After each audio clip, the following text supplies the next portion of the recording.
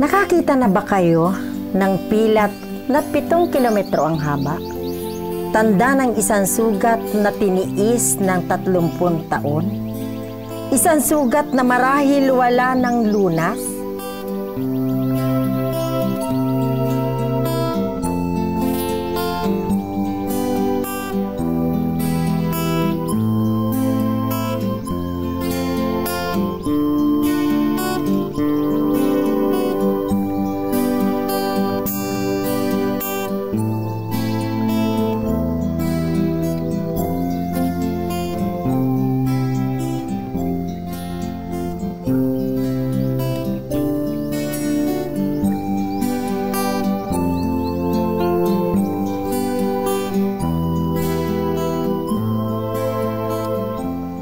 Ako po si Presi Narsoles ng Barangay Ipil, Santa Cruz, dito sa lalawigan ng Marinduque. Parinig ka mo at samahi ako sa aming bayan.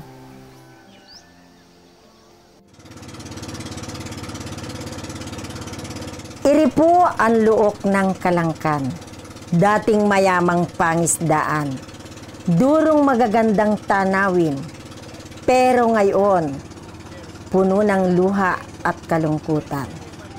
Iri po ang Tambak, kuswe kung tawagin ng hindi taga rito.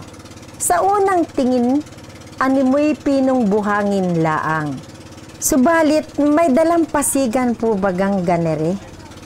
Ang kuswe po ay inabuo ng mine tailings. Ito sa Kalangkang Bay, ito yung diniposituhan ng tailings noong from 1975 to 1991 ng Marcapper. So from that time ay makikita mo na meron doon na ilang kilometers na tailing from Ipil hanggang doon sa Kalangkang Bay area. Po, yung mine tailings po na sinasabi, ito po yung parang basura na namumula sa minahan. Tapos napupunta doon sa by the shore, doon sa bay, no? Doon sa Kalangkan Bay. Naandun siya. Siyempre pag kung atuusin, 8,100 ektaryan lawak ng karagatan ang natabunan. Subalit lahat po ng ito ay nasa ilalim ng tubig. Kuswilaang po ang natatanaw, palatandaan ng matinding pagkasira dulot ng minahan.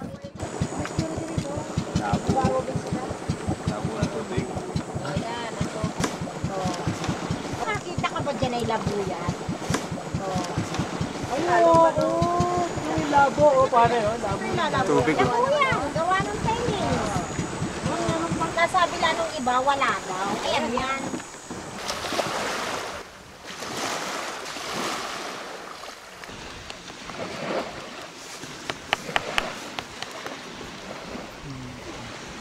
Yung texture sa pulbo, sobrang pino. Parang semento. Pumigas na lang. 7 kilometro po ang haba ng Tambak, pero unti-unti na itong natatabag ng dagat.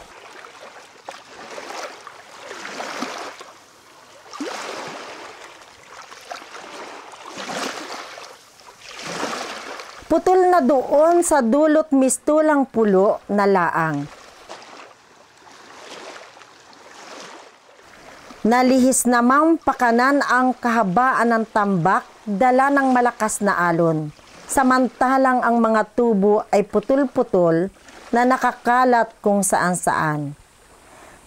Ay, saan baga nang galing ang mga ere?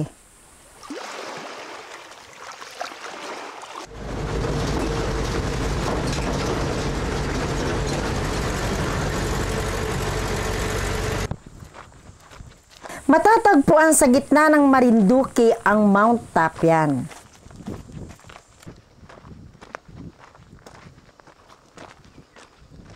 Dito napagkitaan ng durong deposito ng tanso o copper sa Ingles. So, nakikita natin ito, yan yung mine pit. Diyan kinukuha lahat yung mina na dinadala sa ibang bansa. Yan ay natawag na Mount Tapian. Yang pataas na yan. Isang bundok na malaki yan. Nung una na siyang kinuhaan ng mina. Ang kailangan nila yung talagang high grade na ginto, copper. Dito ganyan pumapasok to sa mill. Ito tinataktak ng mga wab ko sa crusher. Tapos diretso ron sa mill, sa gilingan ng mina. Doon naghihiwala yung waste at saka yung mina. Kasi ginagamitan pa nilang chemical yan eh.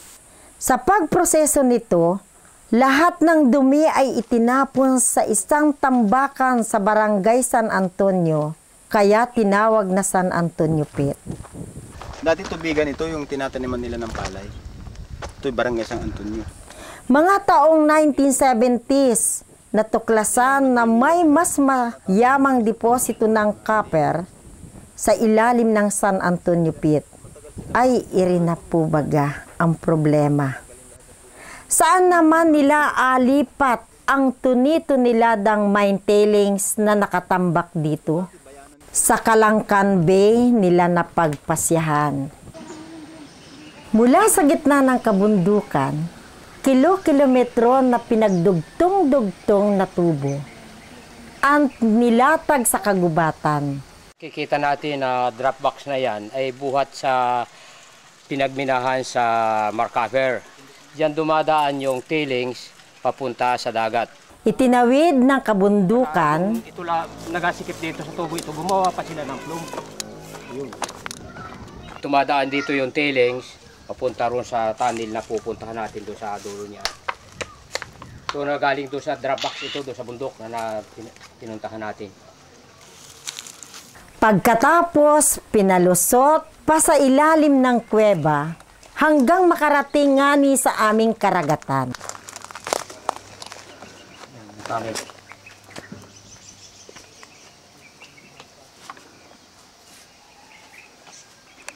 Pare-reke, hindi ka na magdaan. Diretso lang ko yan. Mabungo. Diretso ng Bathala. Bundok na Epil. Maas. Isang kilometro, kulang-kulang 2 kilometro ito. Kinonstruct ito ng magagaling na engineer. Sa loob ng 16 na taon, walang tigil ang pagbuhos ng milyon-milyong tulinadang mine tailings sa Calangcan Bay. Dito ng butas, sinimulan din sa Epil, nagtagpo. Nagugtong na yun, titig doon. Yung nakikita nating maputi na yun, yun yung dulo ng tali na ito. At sa tuwing mapupuno ang bukana, inadugsungan ng bagong tubo kaya umabot ng 7 kilometro ang haba ng causeway mula Aplaya.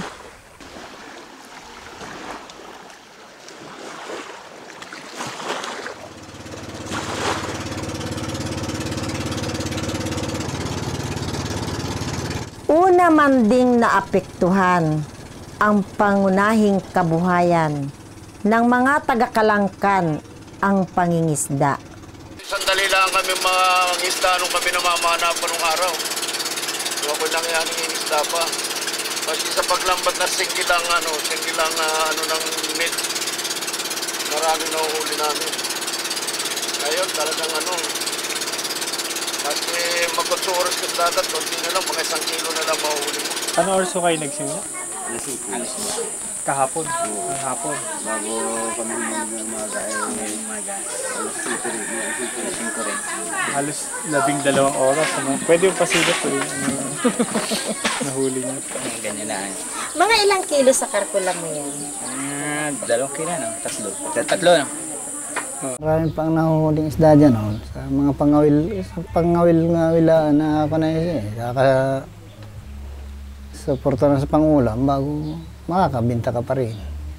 Sa ngayon, mula unang pinaawas ang mine tailings, aga 30 taon na pong nagahirap kaming mga mangingisda rin sa Calangcan.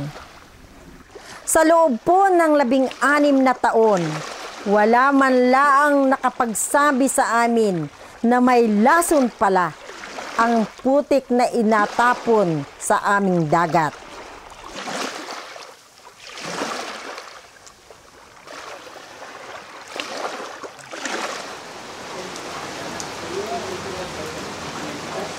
Nakita namin dyan sa unang pagkakataon ay malabong tubig. na mamamula-mula, bumubula ng maitim.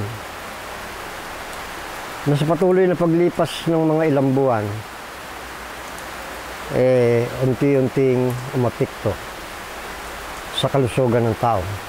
Bakit po ba yung mga mine tailings sa Kalankan ay nagiging sanhi ng sakit? Okay, sige. So, dalawang bagay yan. Yung una, yung physical characteristic ng mine tailings. Ibig sabihin, kung makikita mo yung mine tailings, napaka-fine, no? Yung kanyang buhangin. Hindi siya yung parang pangkaraniwan na buhangin nakikita natin. Very fine particles usually get into our lungs. Yung pangalawa naman ay yung chemical composition nitong mga mine tailings kasi napag-aralan na itong mga mine tailings meron silang metal. Usually yun naman talaga yan, mga pangkaraniwan, yung mga nanggagaling sa minihan, you could really be able to remove itong mga metals na normally na andun sa lupa. Tapos nailalabas while you're doing the mining operation. So maraming mga metals na andyan. So lead is one of them. Siyempre copper, kasi copper yung ginawang minahan yan dyan eh. And then ano pa, may cadmium silang nakita, meron pa silang nakitang mercury at saka arsenic.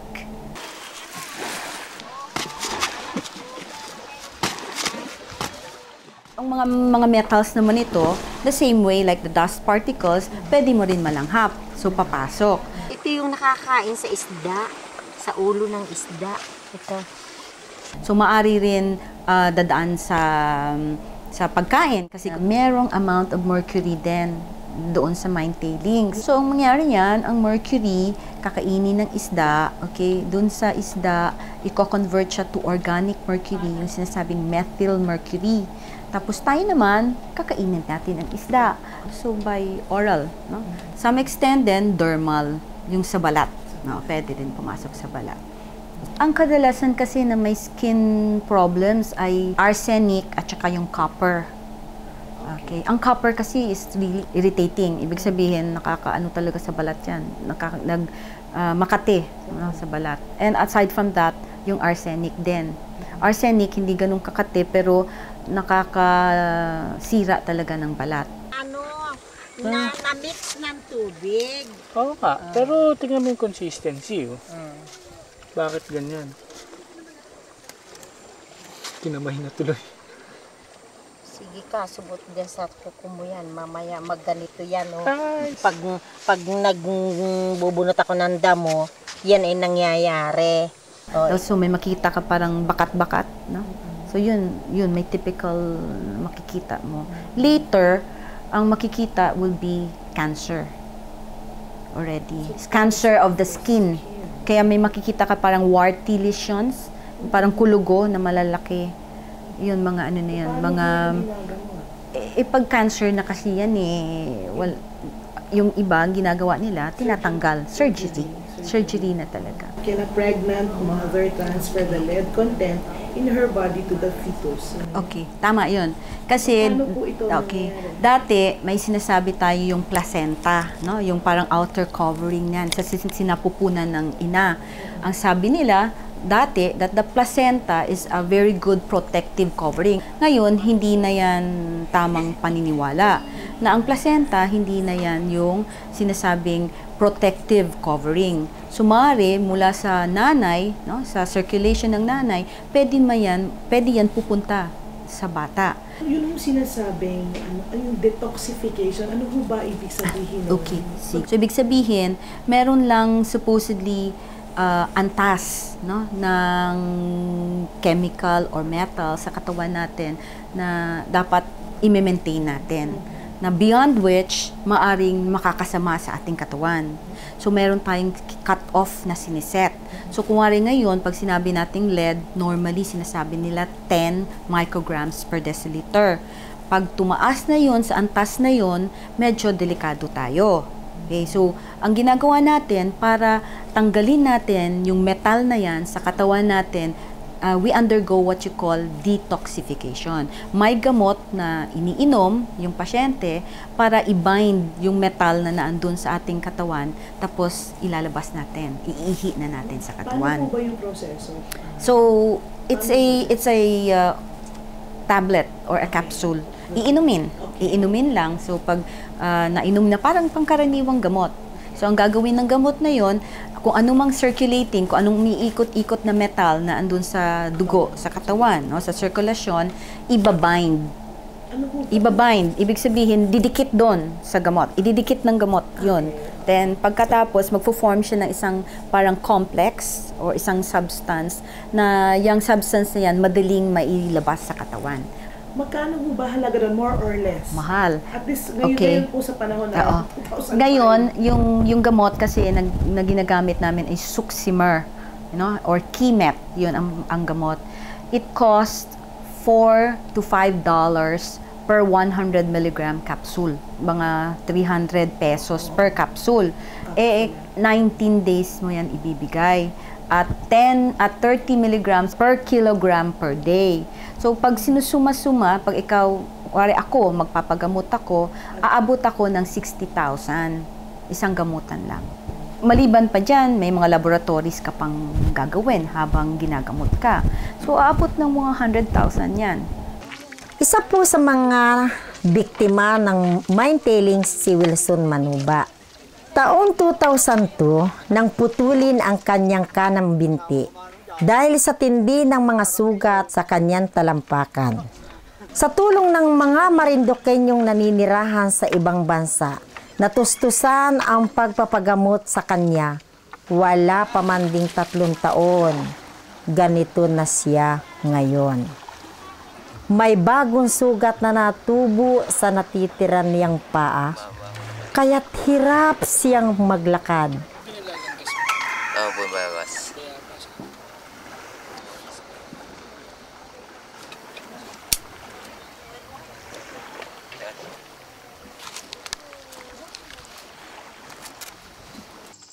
Ito naman ang ama ni Wilson, si Ginoong Pedro Manuba. Ayon sa pagsusuri, mataas ang level ng arsenic sa kanyang katawan.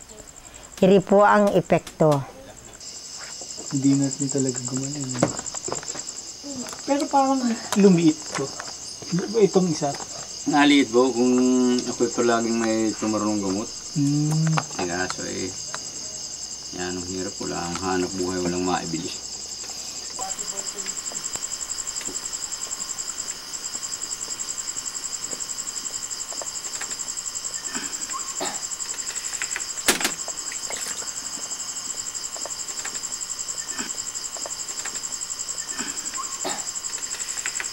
Hindi man din ligtas ang kanyang mga kapatid na sina Porfirio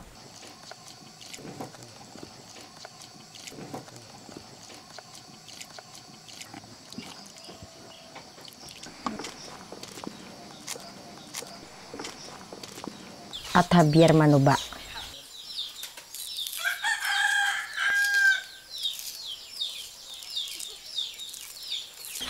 Ito si Elpidio Recaro, isang mangingisda sa dating bayan.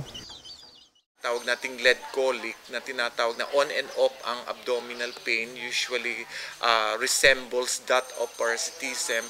So pagka nagkakaroon ng on and off na abdominal pain, usually ang feeling ng bata ay parang parating may feeling of fullness. So parang wala silang ganang kumain, so hindi sila makakain, or sometimes nagkakaroon ng vomiting. So that's the reason why nagkakaroon din ng malnutrition at nagkakaroon ng iron deficiency anemia. Ay ito naman si Jason Peregrine, 8 taong gulang, madalas inapanghina. Ito naman ang pamilya ni Ben Alpante. Lahat ng kanyang 4 na anak, sina Gemaline, Benjamin Jr., Maria Cristina at Vincent ay may lead sa dugo. Dalaga pa noon si Gemaline nang lumabas ang mga sintoma ng pamumutla at pananakit ng mata. 2 buwan siyang nakumpine sa PGH. Taon 1998 nang madiagnose si Robilyn Anangka. Positibo siya sa lead at inapanghina. Si Chupila Postrado Roldan ay may sakit ang tiyan at naggasuka. Ang kanyang kapatid na si Estela Postrado Rihano ay may sakit sa atay at sa bato. Ang kanilang hipag na si Lolita Postrado ay may gayon ding karamdaman. Si Euprasia Postrado Pedernal ang pinakapanganay. Meron din siyang karamdaman tinamo. We did a study in March of 1997 in 6 barangays, Ipil, Botilao, Kamandugan, Kalangkang, Panay, Kaytanda, and Kamanyogan. And doon namin nakita na 7 of the 108 pediatric patients had elevated blood levels with a mean of 15.86, and also abnormal EMG, yung electromyography and nerve conduction velocity results compatible with peripheral axonal degeneration. Can you simplify what is Well, ang ibig sabihin niyan, bottom line, merong abnormality ang kanilang peripheral nervous system, especially those that supply the muscles. Ayun, madaling namamanid. Halimbawa, nakaupo lang na ganyan, after a while sa eskwela, namamanid na ang kanilang mga paa. Ganon. So those are the signs of peripheral neuropathy in layman's terms, no? Pero weakness also is one of them. Kasi yung muscle weakness is part of yung sa EMG.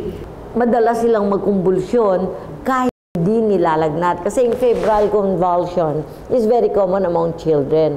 Pero itong may mga epilepsy na ito at hindi makontrolled with the usual anti-epileptic drugs, yan ang may matataas din na blood lead. Isa si Rosel Paroni na may mataas na lead sa dugo. Madalas na inapanghina. Hindi wasto ang pag-iisip. Laging nakanganga at nagalaway. Ito naman po si Bibi Linda Uhas. Ngayon ay 22 taong gulang. Dito laang siya namamalagi sa kanilang bahay. Matagal na siyang hindi nag-aaral at wala po siyang kakayahang pumasok sa trabaho. Ay madalas po iyang inaatake ng epilepsy. Pero kapag walang gamot, ilang beses siya sa... Gano'n siya kadalas yung atake sa amin? Yung minsan po lang apat sa maghapon. Sa maghapon? Wow. Mabilis talaga? Ang bilis. Pag wala po talaga ang gamot, kaya hindi po pwede wala talagang gamot. Kahit po nga may gamot na inainom isang beses maghapon ay, pagka po ang buwan ay palaki o paliit ay nasumpo pa rin po siya. Eh yung ano? Maski man din na ipagamot si Jefferson Mercini sa PGH, ay ano baga, tulalaman din. Hindi na makapagsalita at hindi makasunod sa erguhan. Kaparis ng iba nanginginig at inaatake siya ng epilepsy. 1999, na-detoxify siya pero parang manding hindi na naagapan. Pinanganak siya sa loob ng compound ng minahan. 10 taon pa lang siya, hanggang 15 anyos, mas maganda. Nagtatanong siya sa akin kung anong gagawin niya. Parang may palitan pa kayo. Meron kaming kaunting, kung saan kung pagtatalo pa, kung may deliberasyon, kung minsan. Pero ngayong mga, yung 4 na taong, wala na. Ang nakikita lang natin kasi ng level ng lead ay nasa dugo. And most of the lead is in our bones. So there will be instances, usually mga stressful conditions. So kunwari may infection, may ibang sakit, yun bababa yung ating resistance dyan. Very stressful condition. Ang mangyayari yan, kung anong naandun sa ating buto, ilalabas ng katawan. Pupunta uli sa dugo. Tapos pag nasa dugo na yan, pupunta na yon sa target organs. Kasi ang buto hindi naman yung talagang primary target organ niya. Ang primary target organ niya talaga is brain, utak. And yung sa ating dugo, sa blood circulation natin. Na pag ikaw ay exposed sa lead nung bata ka pa, may epekto talaga sa IQ, no? Sa learning performance ng bata. So kuminsan mapapansin ng teacher, hindi na siya nakakasunod, no? sa leksyon, no? Sa classroom, medyo mahina ang ulo. Sasabihin lang, siguro talaga nasa lahi or whatever. Hindi naiisip na nagkaroon siguro ng exposure to metals like lead at one point in time or continuing exposure, kaya yung bata hindi nagiging matalino. Ito naman si Hazel Anfar, 16 na taon noong dinalaw namin, may lead sa dugo at hirap makasunod sa eskwela. Ito nga ni si Melanie Garcia, maga 18 taong gulang nung aming bisitahin. Ayan siya ngayon, kasama ang kapitbahay na 12 taon. Hindi nakapag-high school po yan, first year high school, hindi pa po natapos ang buong taon. Yung nakapulang kasama ni Wilson sa bangka ay si Ronelo Regencia. Bukod sa sakit sa balat, meron din siyang diferensya sa dugo. At ang sabi sa UST Hospital, meron siyang TB sa buto. Na ito ang mag-asawang Rogelio at Felicidad Quindosa ng Barangay Ipil. 13 taong gulang palaang ang kanilang anak na si Marvic Quindosa. Nang bawian ng buhay matapos manghina at magsuka ng dugo. Ito naman si Renato Pantoja Sr. at ang kanyang may bahay na si Celia ng Barangay Kamandugan. 15 taong gulang nung mamatay ang panganay nilang anak na si Renato Pantoja Jr. Sanhi ng aplastic anemia. Samantala, nagluksas na noon si Ginang Elena Pantoja. Dangan kasi binawian na ng buhay ang kanyang dalagitang anak na si Jasmine Pantoja. 12 taong gulang laang ang sanhi leukemia. Makaraan ang 2 taon, sumunod naman si Maricel Pantoja Par. Panganay na anak ni Ginang Elena, leukemia din ang sanhi.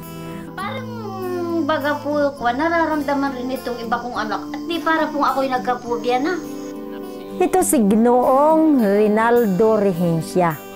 Namatay ang kanyang anak na si Cecil Regencia, 20 taong gulang dahil sa sakit sa dugo. Ay, mas matindiwari ang dagok ng kapalaran kina Roberto Regencia at sa kanyang inang si Ginang Petra Regencia ng Barangay Datimbayan. Biyernes Santo, taon 2004, nang iniwan ni Maribel ang kanyang asawa at anak. Sanhi ng sakit sa bato. Siguro yun na ang dahilan kung bakit sa gulang na 41, tila na stroke si Roberto at halos hindi nga ni maigalaw ang kalahati ng kanyang katawan.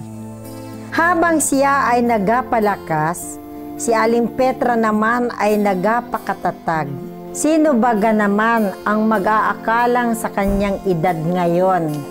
Siya pa pala ang magabuhay sa kanyang anak at apo. Kung tutusin, sa aming survey noong 2004, 130 ang naitalang may sakit, samantalang 45 naman ang naitalang namatay. Pero nakakatawag pansin, sa mga may sakit, 60% dito nagsimula nung bata. Sa mga namatay naman, 30% dito ang bata. Ang problema sa Kalancan Bay, nung masira ang karagatan, lumiit ng gusto ang kita ng mga mangingisda at naapektuhan ang kanilang pagkain. Mula 26 kilos na huli sa ilang oras na pangingisda, ngayon maswerte na sila kung maka 3 kilos sila sa magdamag. Ang kaso, sa kaunting nutrisyon na nakukuha, may kasamang lason pa kaya bukod sa nanghihina na sila para maghanap buhay, nagkakasakit pa ang mga anak nila at doon napupunta ang kakarampot nilang kinikita. Mas maraming inaalagaan, mas lalong mahirap maghanap ng ibang uri ng kabuhayan. Kumbaga para silang sinumpa at hinihigop pailalim ng pailalim sa kahirapan. Paano ka makakawala sa ganitong uri ng sitwasyon? Anong hirap po baya? Pero meron kaming pananampalataya sa Poong May Kapal. Hindi naman niya kami pinababayaan. Yan sa ating kalaban. Tinatulungan din kami ng mga may magagandang loob tulad ni Catherine Comans ng Minewatch Canada. Si Dr. Rihano, ang ibang mga doktor dito sa amin at sa Maynila tulad ni Dr. Maramba. Si Sister Aida Velasquez ng Lingkod Tao Kalikasan. Ang PRRM Marinduque Chapter. Ang Ulan. Masek. At kami na rin mga taga-Kalangkan dahil wala nang matulong sa amin kundi naming asimulan. Sa ngayon po ay nagkakaisa ang mga maliliit na mangingisda ng Kalangkan. Ito po ang aming samahan, ang Kalangkan Bay Fisherfolk Federation o CBFF. Ang Kalangkan Bay Fisherfolk Federation ang kumakatawan upang ipaglaban ang karapatan ng mga naapektuhan ng minahan. Madalas po kaming nagmi-meeting at ako ang naatasang maging kalihim.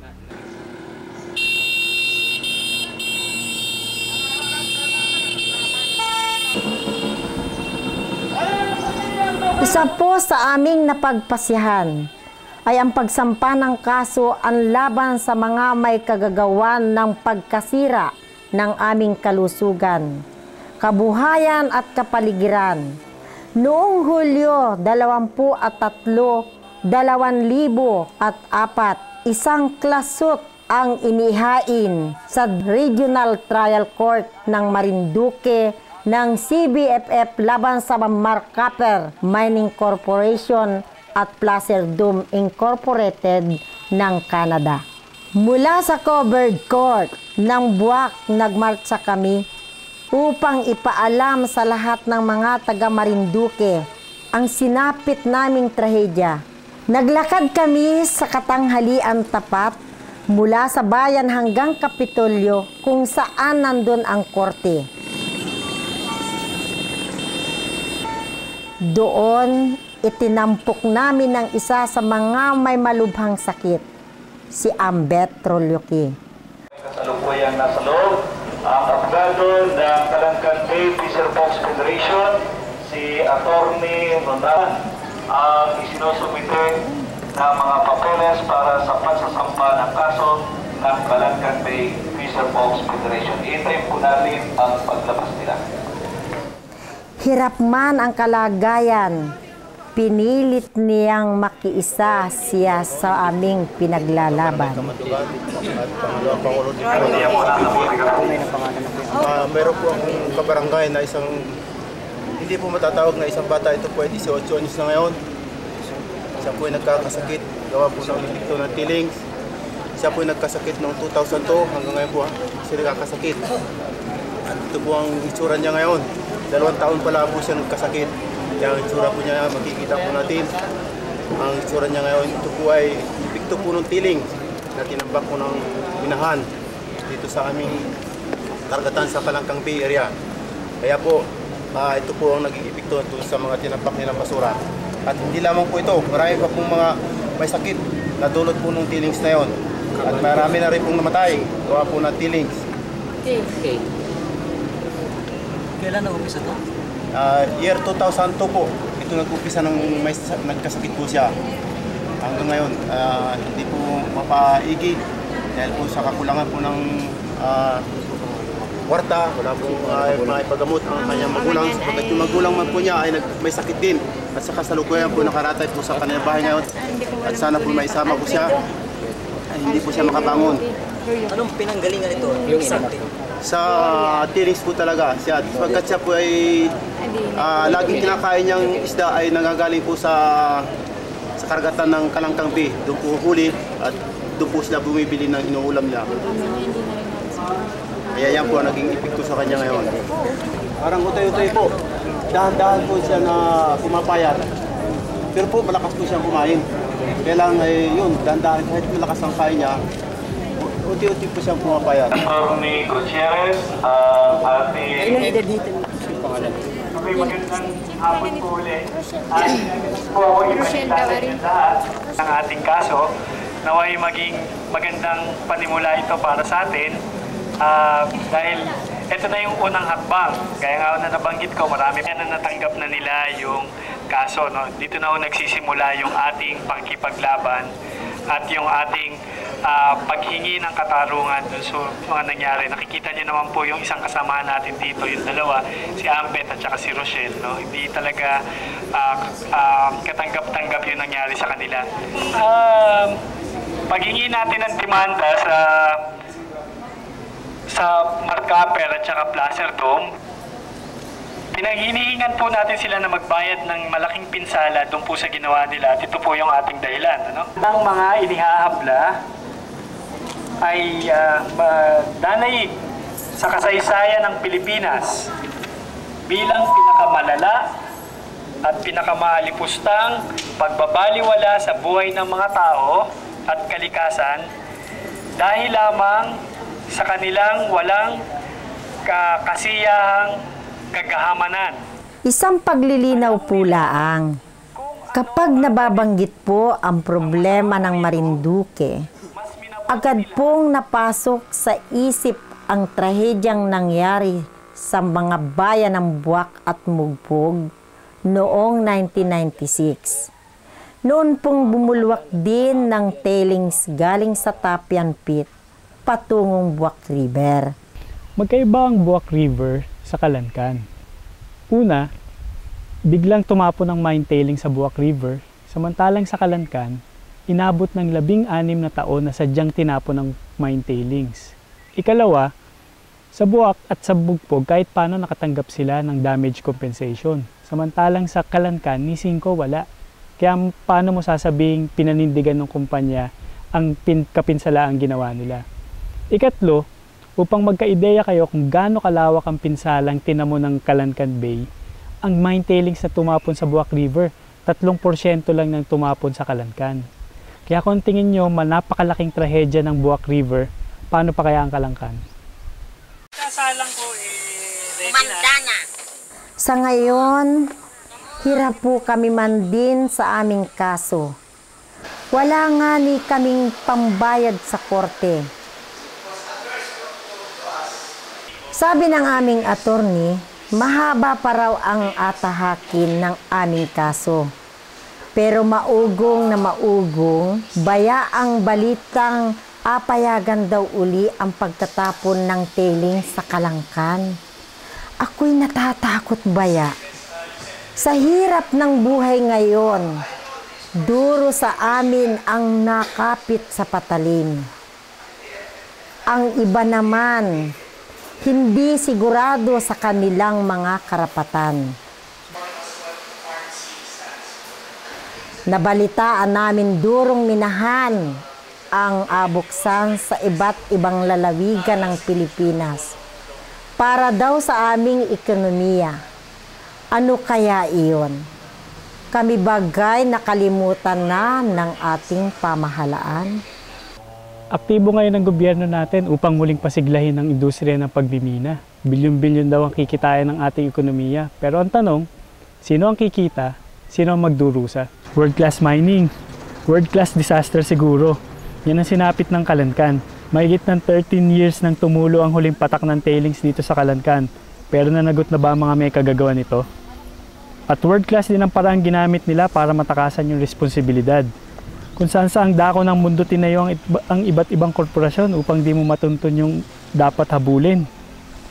Trabaho, ewan ko lang. Pero kung ilang buwan ka lang i-hire kapalit ng kabuhayan at kalusugan, siguro dapat kang mag-isip-isip. Kung tutusin, hindi pa nga sigurado ang mga taga-Kalankan kung pwede silang i-hire kasi sa totoo lang, ilan ba sa kanila ang papasa sa medical? Simple lang naman ang mensahe para sa ating mga namumuno, lokal at nasyonal. Alam na natin kung anong pinsala ng malawakang pagmimina dito sa ating bayan at higit sa lahat, na bata ang tatamaan. Maawa naman kayo. Sa ngayon, hindi namin alam kung anong kahihinatnan ng aming kaso o panukalang muling magtapon ng mine tailings dito sa Kalankan. Ang alam laang namin, Itong nakaraang taon, bukod sa aking pamangking si Maribel, ilan sa aming hanay ang sumakabilang buhay. Tulad ni Isabel Garnica ng Barangay Kalangkang, si Ivan Ray Marimon na namatay sa murang edad na 2 taon, taga Kalangkang din, at si Ambet Rulyoki ng Kamandugan. Tulong sa pamahalaan at sa kumpanya ng tailings na katarungan. Siguro, pinagtiyak ng panahon sapagkat unang hearing ng kaso noong yumao si Ambet. Dinalaw namin siya sa kanyang huling hantungan. Walang puntod, walang pangalan, walang anumang marka sa kanyang libingan na maaaring magbigay alam sa sino man ng kanyang paghihirap at ng buhay na inagaw sa kanya. Bukod tanging alaala ng mga nagmamalasakit ang asilbing paalaala na hindi dapat payagang mawalang saysay ang kanyang kamatayan o ang kanyang paninindigan. Malaki ang panganib na makalimutan na laang ang kamatayan ni Ambet at ng lahat ng mga namayapang biktima ng trahedyang ito sa ngalan ng ekonomiya o ng pansariling kasaganaan. Kaya para sa kanila, isang kandila ang aming iniaalay kasama ng isang taimtim na panalangin. Naway kasiyahan kami ng Diyos at ibigay ang bukod tanging minimithi namin.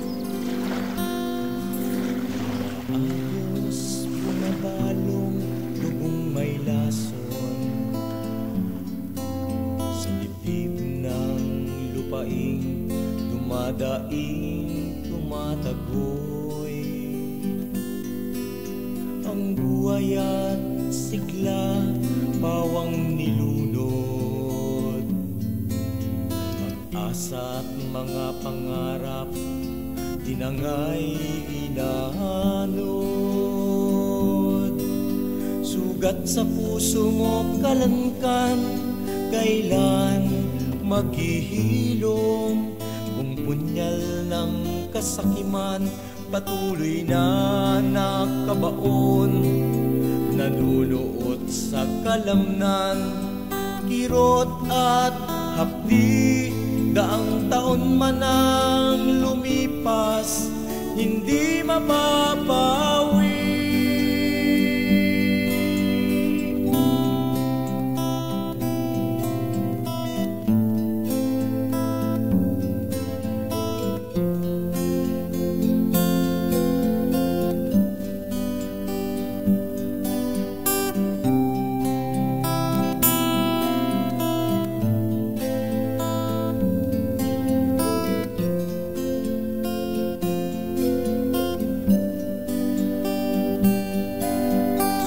Sa puso mo kalangkan, kailan maghihilom? Kung punyal ng kasakiman, patuloy na nakabaon, nalulot sa kalamnan, kirot at hapdi. Daang taon man ang lumipas, hindi mapapawi. Ngunit hindi pa huli ang lahat.